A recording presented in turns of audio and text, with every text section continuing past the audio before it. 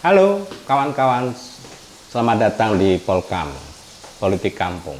Membahas situasi politik dengan gaya orang-orang kampung.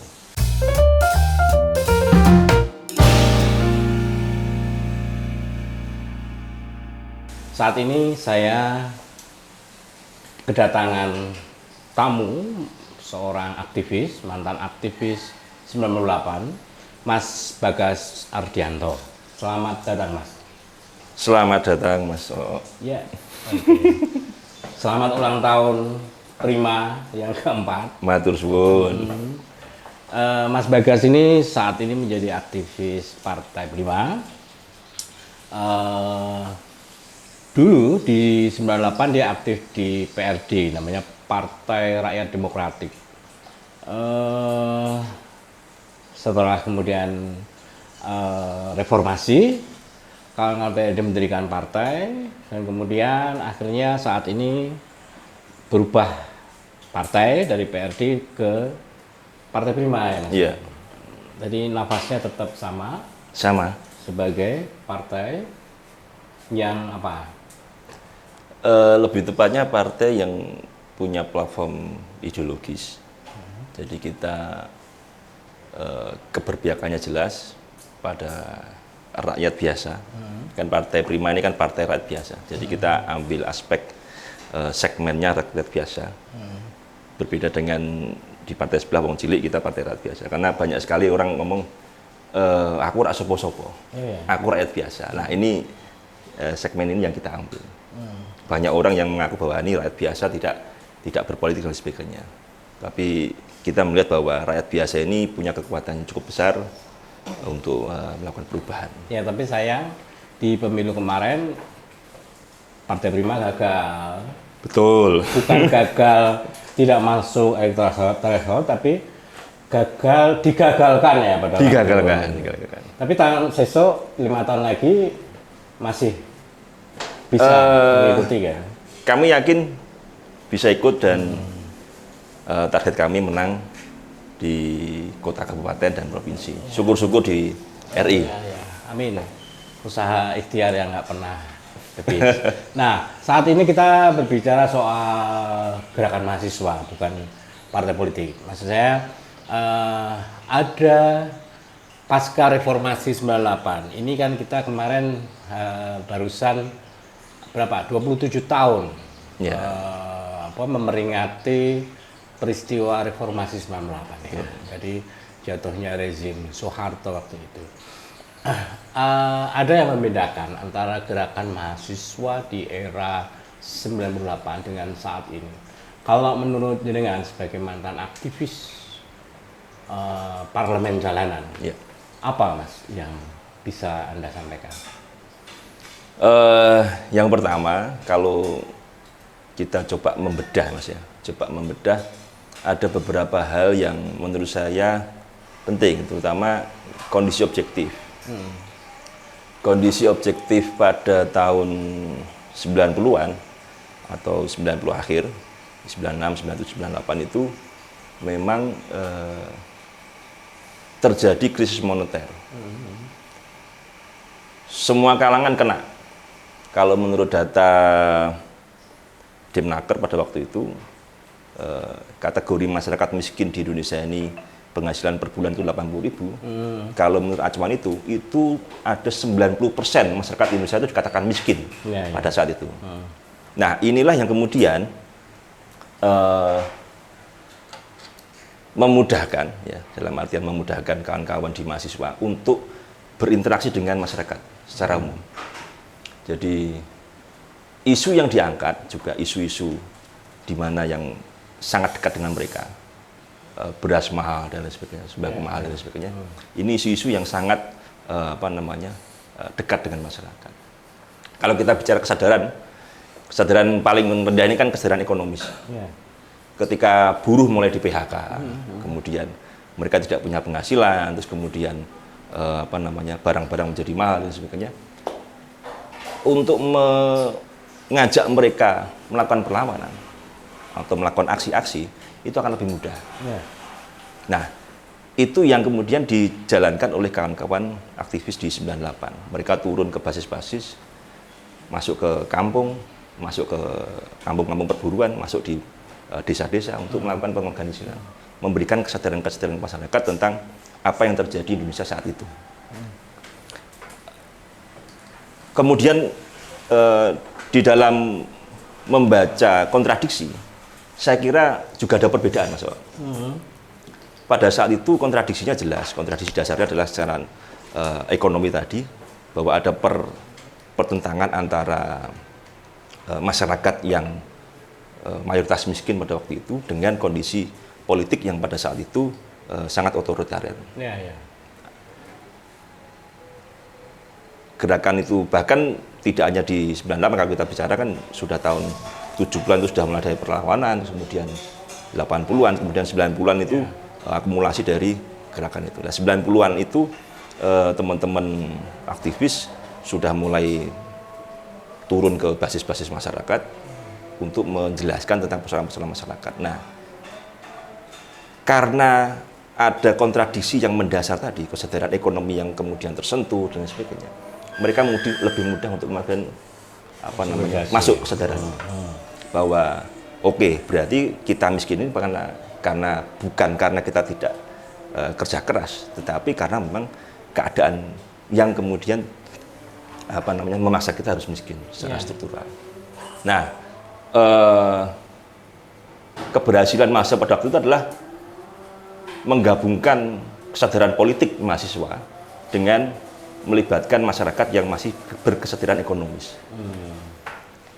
Di mana masyarakat ketika mahasiswa turun, banyak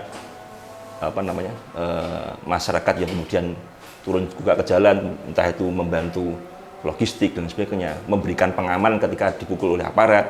Mereka mampu membantu menyembunyikan para aktivis di rumah mereka bahkan. Saya kira ada kesatuan gerak antara mahasiswa dengan masyarakat pada waktu itu karena memang pukulan kita jelas, kontradiksi dasarnya jelas, bahwa kontradiksi pokoknya adalah negara, dalam hal ini sistem yang otoritarian pada waktu itu.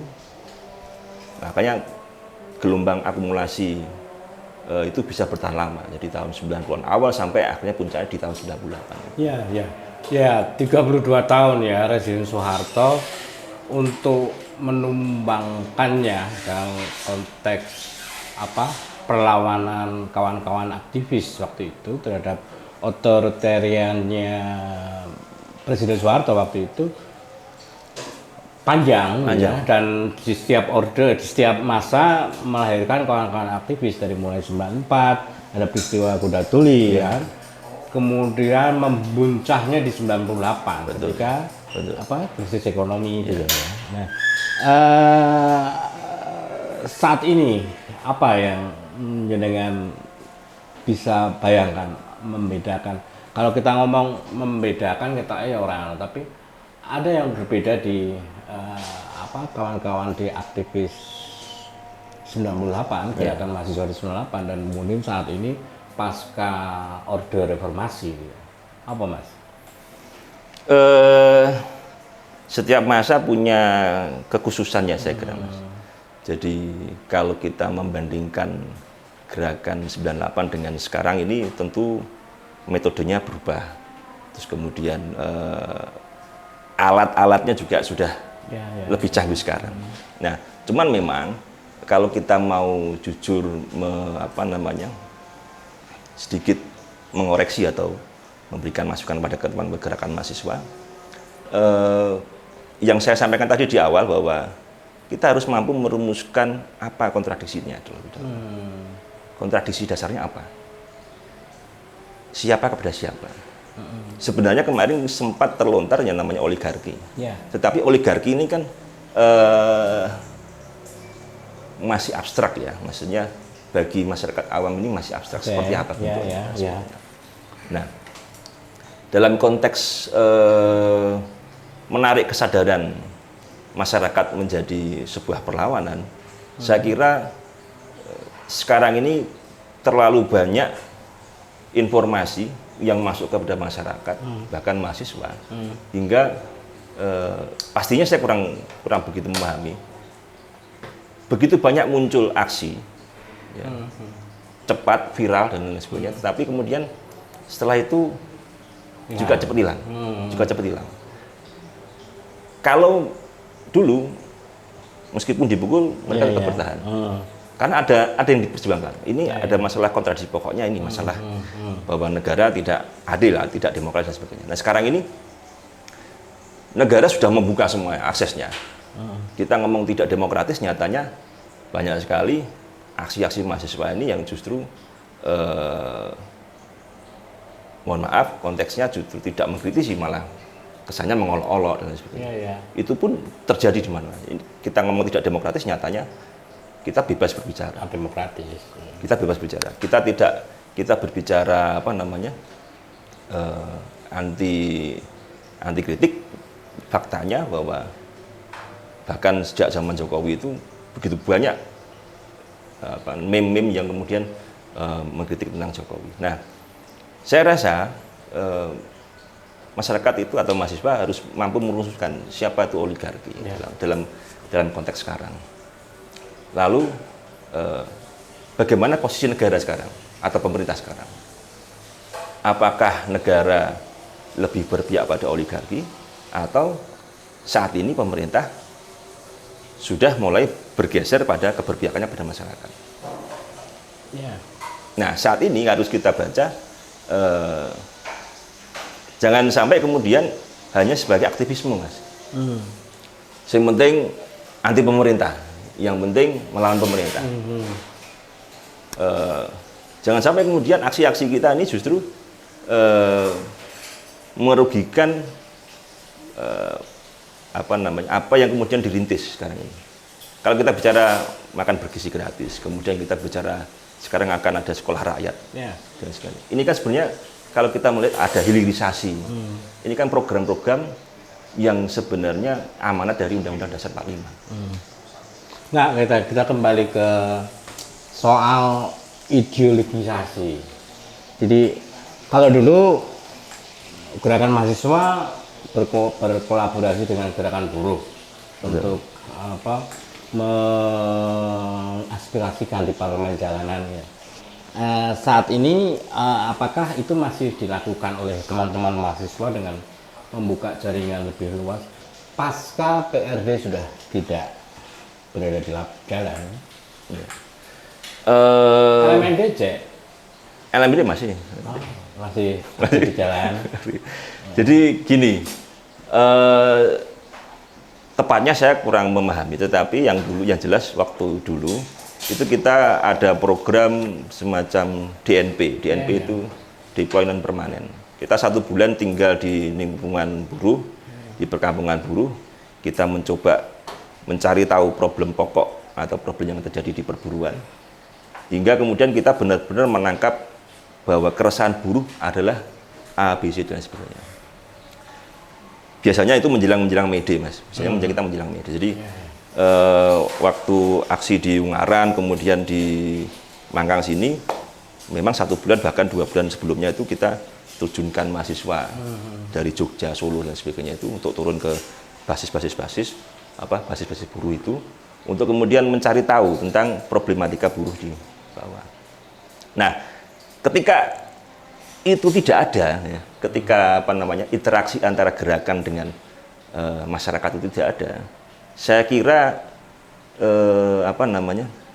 bicara ruh perjuangannya, menurut saya kok kurang bisa dikatakan. Yang terjadi ini kan sekedar kalau kita ngomong aksi ideologis lah ya. Ya. Karena memang tidak ada lagi yang merawat dari istilahnya kaderisasi dari nol. Maksudnya gini, gerakan mahasiswa dalam konteks jalanan itu kan waktu itu didominasi oleh kawan-kawan PRD, kawan-kawan HMI lebih ke soal birokrasi, kawan-kawan GMI juga di ruang-ruang kampus gitu ya. Yang keluar kan kawan-kawan PRD dan di dalam LMND gitu ya.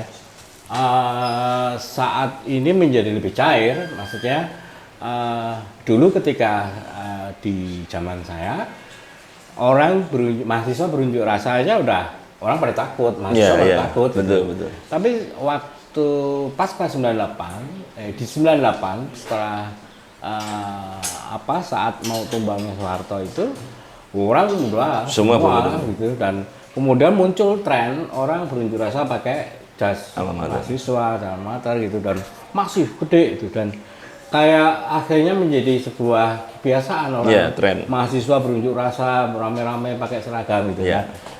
Bagi kami itu keren, sudah ada perubahan cara berpikir mahasiswa waktu itu. Cuman akhirnya kira-kira menurut analisa saya, jadi lebih pragmatis isu yang dibangun, tidak bayangan kekuatan ideologisnya yang muncul, tapi lebih ke merespon peristiwa-peristiwa sesaat ya. Aksi reaksi. Misalnya Omnibus Law, tapi tidak ada isu besar yang membuncah, yang kemudian terus digarap. Menurut jenengan bagaimana itu? Seperti itu. Ya, makanya tadi yang saya sampaikan, ketika kita salah membaca kontradiksi dasarnya, terus kemudian mengimplementasikan isu, ini ketahanan isu, ketahanan gerakan itu akan sangat berpengaruh.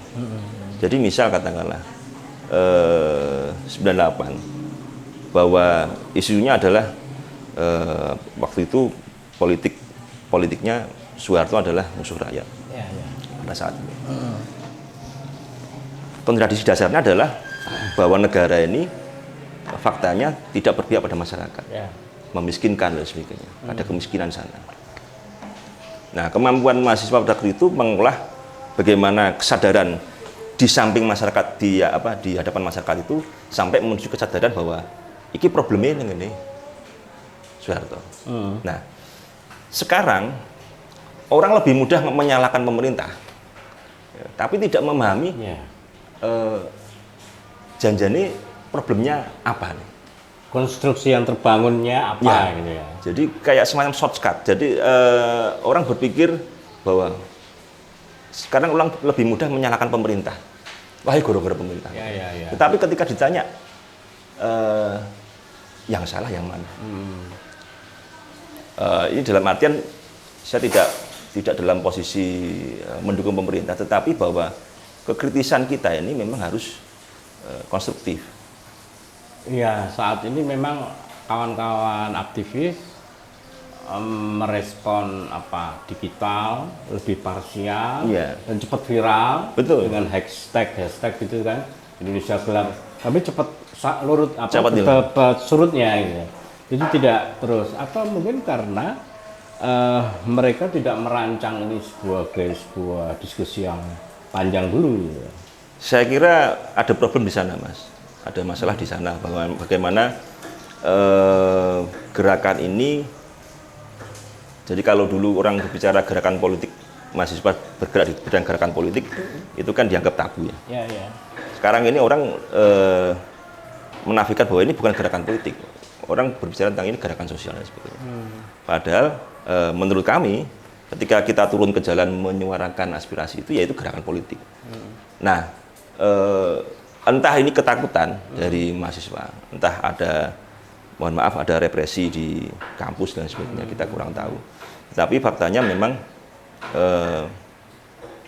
pendiskusian atau kemudian perdebatan-perdebatan tentang problem bangsa ini hanya di seputar kampus dan kurang melibatkan masyarakat. Atau mungkin karena isu bersamanya itu kurang panjang. Misalnya kalau Soeharto kan 32 tahun, jadi dari setiap mahasiswa itu 5 tahun selesai, muncul lagi. Jadi terus. Kalau ini misalnya rezim Habibie paling pirang bulan, terus kemudian SBY 2 periode 10 tahun, kemudian diikuti jauh. Jadi terlalu gampang perubahan rezim sehingga memastikan isu bersamanya itu terlalu cepat. Jadi gini Mas, kalau kita pakai tahapan di PRD ini kan kita selalu melihat sejarah, gerak sejarah. Kalau 45 ini revolusi nasional. Ya, ya. Kemudian 98 ini sebenarnya masuk pada tahap revolusi demokratik. Ya, ya. Revolusi di mana semua orang bisa dibuka.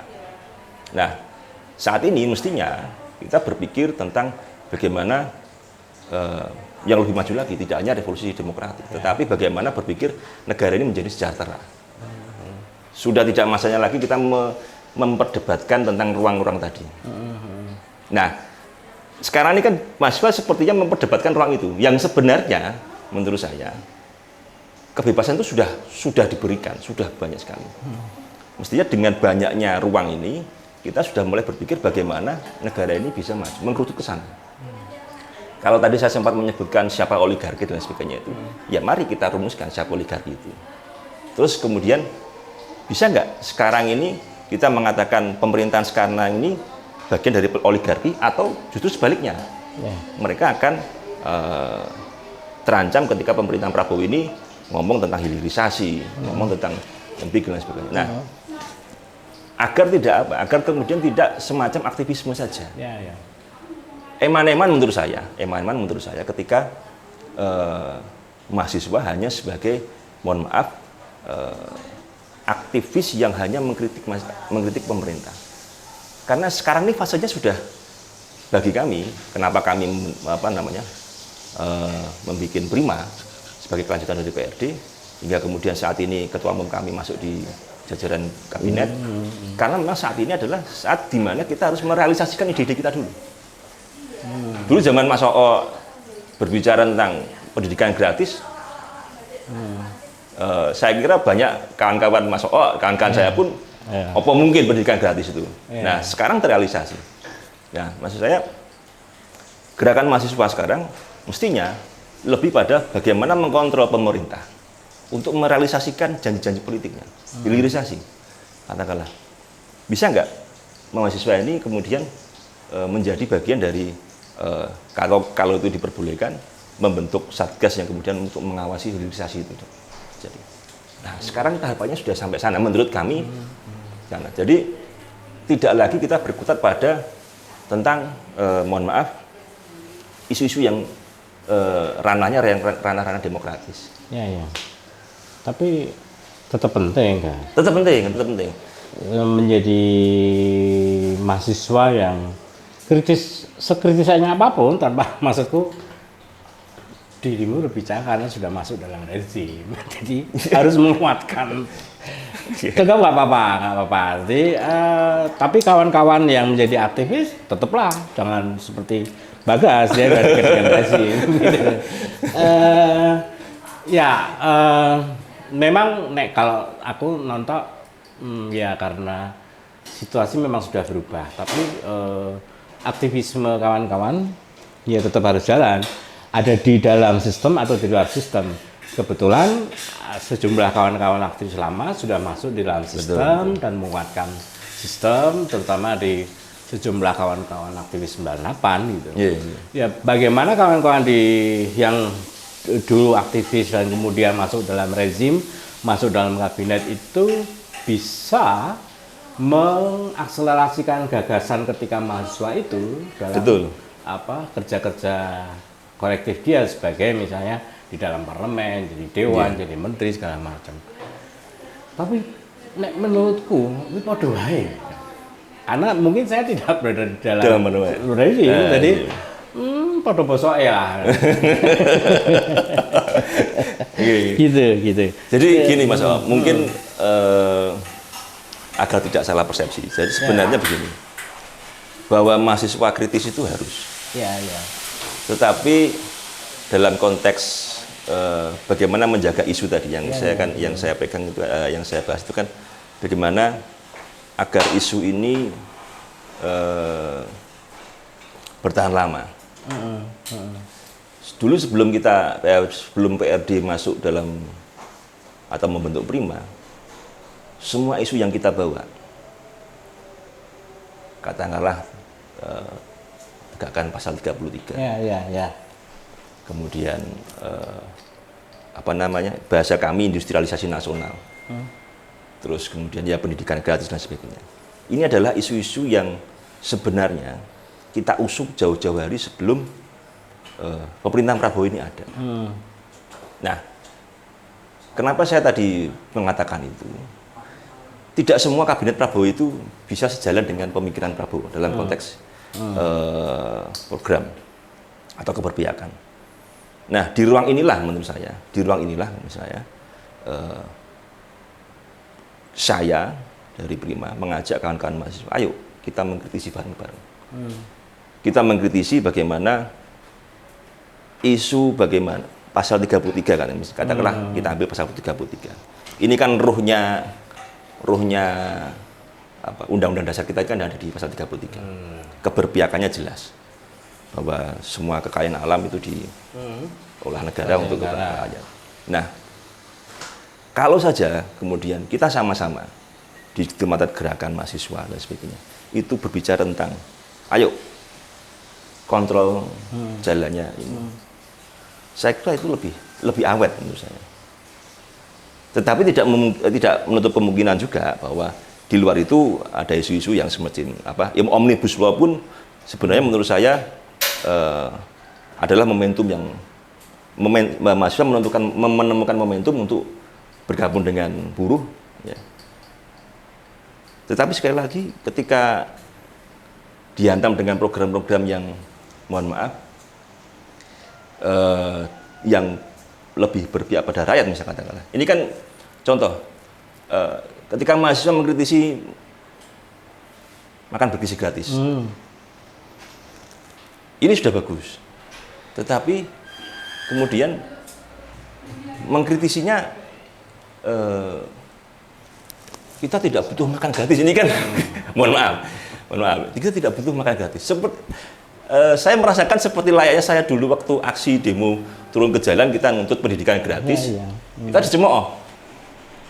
Apa mungkin makan itu pendidikan gratis? Kita cemooh dengan teman-teman sekampus. Kemudian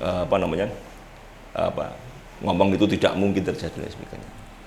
Nah, lalu pertanyaannya, kalau kemudian mahasiswa mau kritis, ya, ini kan mesti ada sesuatu yang diperjuangkan, Mas. Ya. Kalau teman-teman 98 kesini kan mencita-citakan masyarakat yang adil makmur. Masyarakat adil makmur itu seperti apa? Adil makmur, demokratis, sosialis. Nah, itu kan mencita-citakan seperti itu. Makanya kemudian ada fase, ternyata pemerintahannya orang demokratis. Maka menurutmu Prabowo demokratis ora? sampai saat ini masih demokratis. Okay. Sampai saat ini. Nah, bagaimana misalnya saya tidak bisa menginikan, tapi bagaimana sikap kekritisan mahasiswa itu tetap, maksudku bagaimana Prabowo hanya janji-janji aja, itu kan kemudian yang dikritik, yang ngomong A ternyata B, gitu ya. Yang bagaimana tambang kemudian dikuasai oleh kelompok-kelompok tertentu, bagaimana usaha-usaha sektor ekonomi yang saat ini banyak berjatuhan, banyak PHK di mana-mana gitu, dan itu semua di luar janji-janji dia di kampanye. Menurutmu piye, Om? Justru itu kami mengajak teman-teman mahasiswa untuk sekali lagi mengkritisi program-program atau janji-janji Prabowo yang saya katakan tadi, bahwa Prabowo ini keberpihakannya jelas kepada masyarakat kecil. Ketika itu tidak terrealisasi, ayo kita kritisi bareng-bareng. Justru kami mengarahkannya, ayo kawal program-program ini agar terjadi, agar terwujud.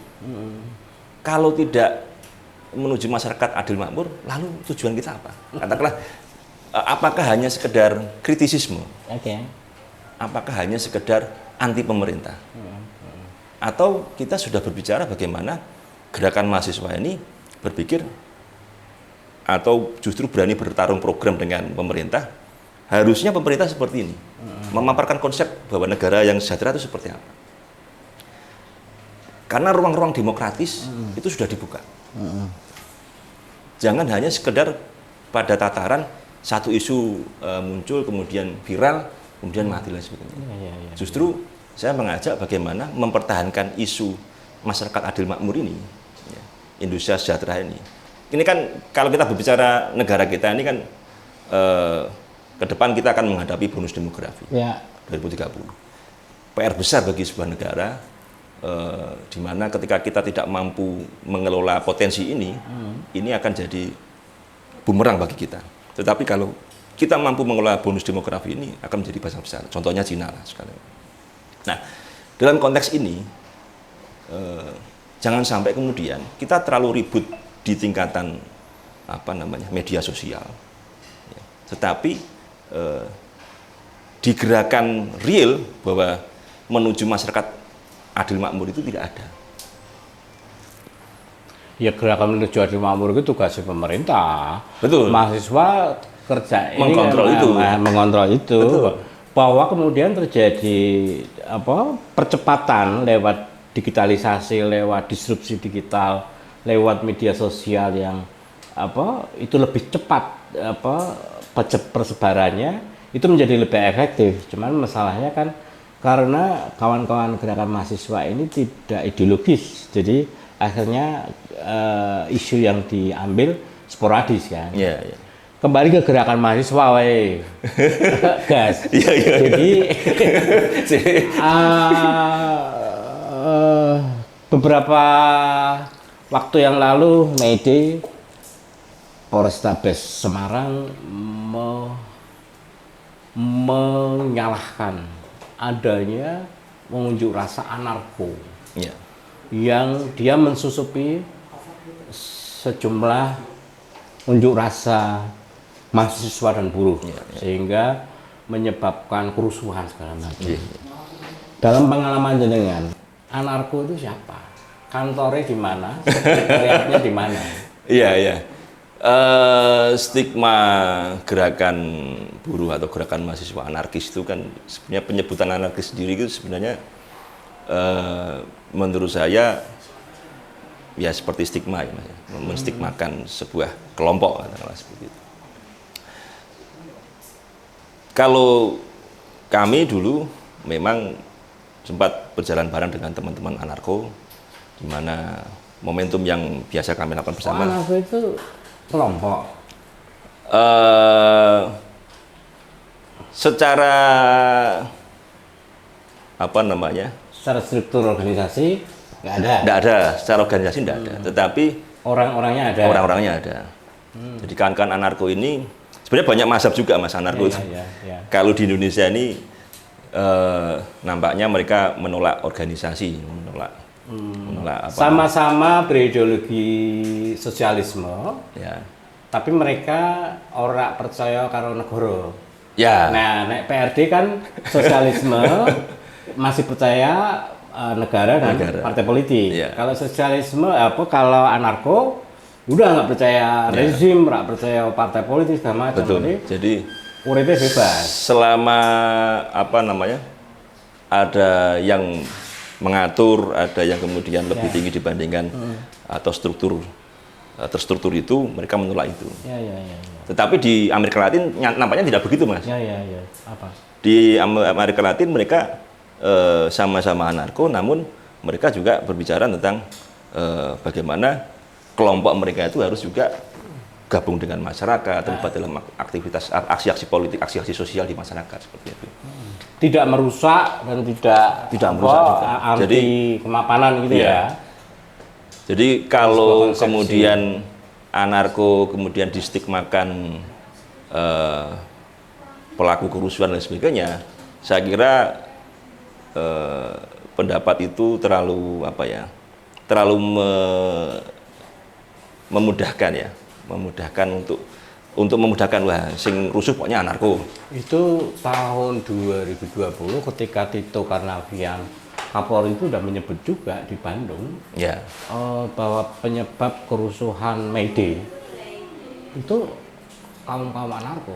Ya. Kalau saya melihat sih di jejak digitalnya itu aliansi fasis Indonesia. Itu kayaknya bentukanmu kayaknya. Gak apa. Konco-konco PRD kayaknya. Nah, gini, jadi memang dulu teman-teman anarko juga sebagian ada yang masuk aliansi juga. anti fasis apa? Jadi gini Mas, gerakan mereka ini memang apalagi sekarang media sosial Ya. lebih mudah diakses. Saya punya kawan dulu di Sastra Undip, beliau ini menurut saya konsisten di jalannya. Dia selalu bikin pamflet, bikin tulisan. Ketika saya diskusikan, Mas, nek tulisan ini ono sing kemudian tergerak hatinya, terus kemudian mereka melakukan aksi-aksi. Terus apa Mas yang bertanggung jawab? Tanya saya kan, terus siapa yang bertanggung jawab? Ya mereka bertanggung jawab atas dirinya sendiri. Secara keberpihakan, secara kesadaran itu bagus Mas. Ya. Karena mereka tergerak karena setelah ada kesadaran bahwa kita harus bergerak, itu bagus. Dan saya kira momentum May-Day ini dipergunakan untuk kawan-kawan anarko untuk menunjukkan keberpihakannya pada kawan-kawan buruh. Bahkan di Semarang kan sempat ada larangan tuh Mas, Ya. bikin edaran sampai ke RT-RT tentang jangan ikut aksi May-Day karena apa lebih kerja bakti. Nah, itu saya yakin polisi sudah membaca dari media sosial karena metode pengorganisiran dalam tanda kutip kesadaran itu memang mereka melakukan di media sosial. Nah, cuma saya memang tidak setuju ketika kawan-kawan PRJ, kawan-kawan LMND sudah nggak turun ke lapangan dengan kawan-kawan aktivis gerakan mahasiswa saat ini. Karena saya melihat, tadi ada dulu demo omnibus law di balai kota, itu kan rusuh juga tuh, itu sampai malam itu. ya, Ada aktivis menendang polisi. Saya pikir, ini gaya-gaya PRJ, ada kawan-kawan lama gitu ya. Oh ada barisan pelopor yang dia berani kan. Tapi ini cair, jadi nggak jelas. Mereka melakukan apa pembakaran, apa perusakan segala macam sehingga seperti itu bukan kerjaan kawan-kawan. bukan. Iya lumayan lah ya, awakmu nyaman ya, secara medun lah, secara keringetan lah ya. Burung Mas. Burung dari Dewan. Iya, situasi menjadi lebih cair jadi misalnya. Saya kira ketika anarko menjadi stigma, nyaris sebenarnya nggak ada bedanya misalnya dulu rezim menstigma PRJ PKI, terus kemudian kelompok-kelompok Islam kanan sebagai teroris, itu kan menciptakan ketakutan. Menurutmu ya? Menurut saya mestinya rezim itu tidak perlu gitu. Jadi menstigmakan sebuah kelompok untuk menjadi kambing hitam dalam sebuah gerakan. Karena saya kayak gini, ketika ini kan cita-cita kami Mas, cita-cita kami. Kami yakin. Kami itu dirimu dan Prima. Oke. Jadi kata air gitu. Berpolitik. Oke. Jadi ketika pemerintah ini berani menjanjikan sebuah program yang populis, saya kira ruang-ruang diskusi, ruang-ruang kemudian untuk memperdebatkan program-program itu harus dibuka seluas-luasnya. Karena siapa tahu gerakan mahasiswa ini justru punya ide-ide cemerlang yang pemerintah luput dalam pembahasannya. Jadi itu yang pertama. Yang kedua, pun kalau terjadi misalnya ruang itu dimanfaatkan oleh mahasiswa dalam bentuk gerakan aksi, saya kira juga tidak perlu kemudian memunculkan stigma sebuah kelompok itu sebagai penyebab kerusuhan. Karena ya pengalaman kita di lapangan Mas, ya apalagi teman-teman zaman dulu itu kan ya jujur ketika tidak mendapatkan respon dari pemerintah daerah, ya bicaranya untuk respon, kan gitu Mas.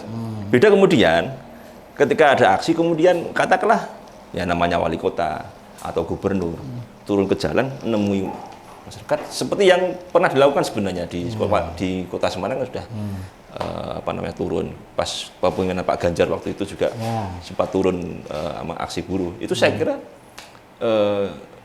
yang diinginkan masyarakat adalah seperti itu.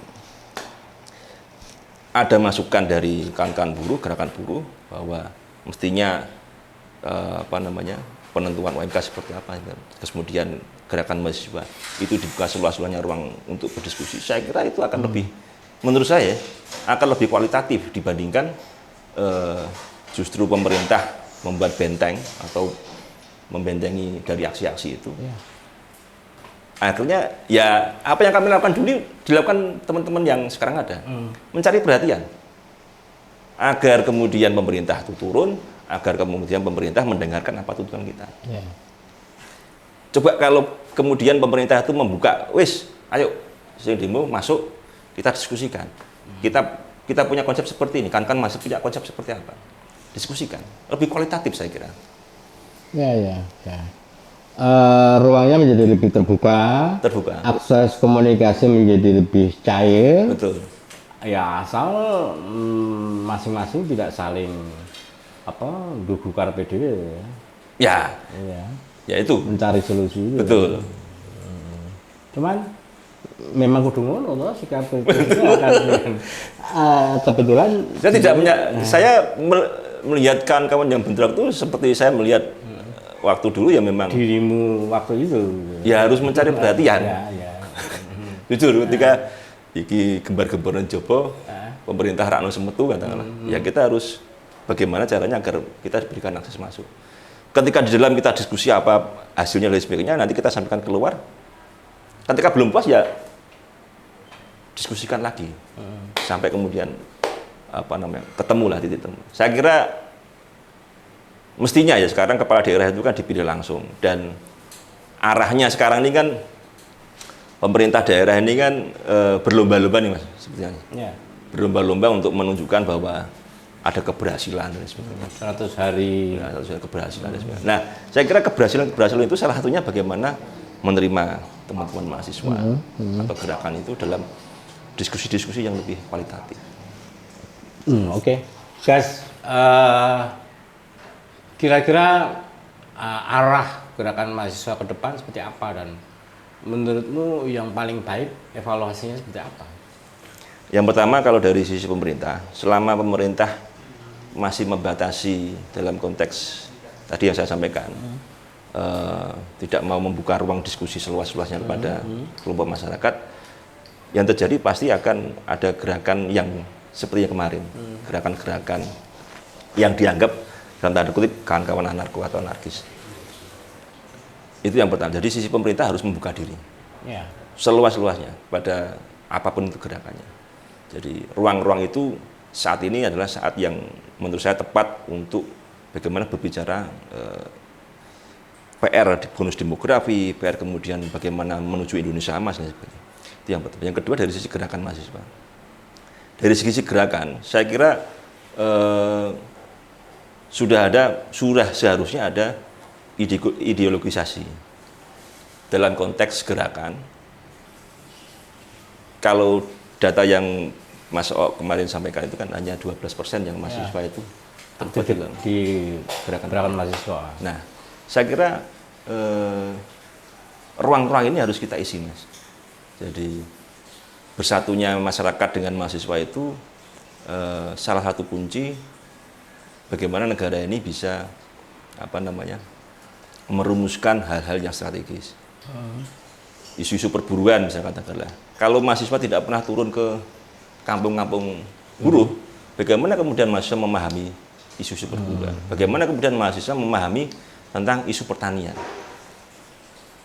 Nah, apalagi kalau mereka punya cita-cita jadi anggota dewan. Ini kan kalau mereka tidak pernah turun ke basis, ya jangan harap kemudian mereka akan menyuarakan masyarakat. Seperti itu. Nah, saya kira gerakan mahasiswa harus mulai mengevaluasi diri ketika ruang-ruang bertemu dengan masyarakat itu sudah mulai sedikit, atau bahkan tidak pernah, atau bahkan mungkin hampir hilang. Kalau menurut akademis, akalan dari akademis kan memang ada KKN. KKN itu sebenarnya bagus. Kalau kemudian agenda KKN apa? Kuliah kerja Ya. nyata. turun ke basis itu kan Oh, maksudnya kan iya, bagus itu. iya, iya, Tetapi iya. kan yang terjadi sekarang KKN itu kan hanya sekedar datang, terus kemudian ikut-ikut pertemuan, terus kemudian bangun gapuro dan sebagainya, kan hanya sebatas itu, bangun apa fasilitas itu. Tetapi tidak menyentuh pada bagaimana mahasiswa itu tahu nggak masalah permasalahan masyarakat di sana, atau bagaimana dikasih PR menyelesaikan masalah di sana, bisa nggak? Nah, jadi menurut saya ruang-ruang kalau saya anggap mahasiswa sebagai katalisator ya, katalisator gerakan, mestinya mahasiswa ini harus memperbanyak pertemuan dengan masyarakat. Kalau itu tidak terjadi ya, mohon maaf, yang terjadi seperti kemarin. Jadi gerakannya elitis, Ya. tidak menyentuh kepada masyarakat, sama-sama bergerak, tapi mahasiswa tidak turun ke kampung-kampung buruh, tidak menyentuh sektor buruh. Problem buruh ini kan tidak hanya sekedar upah, Ya. tempat tinggal yang layak pun mereka masih butuh ya, Ya. tempat tinggal layak. Coba mereka hidup di kampung-kampung buruh, di mana mungkin satu rumah tidak ada kamar mandinya, kamar mandi harus di kamar mandi umum. Kalau mau berangkat kerja harus ngantri dan sebagainya, itu kan harus juga diketahui oleh masyarakat. Ketika mereka tinggal di masyarakat, mereka tahu problem itu, seminimal mungkin dia akan menyuarakan di pemerintah kota, katakanlah.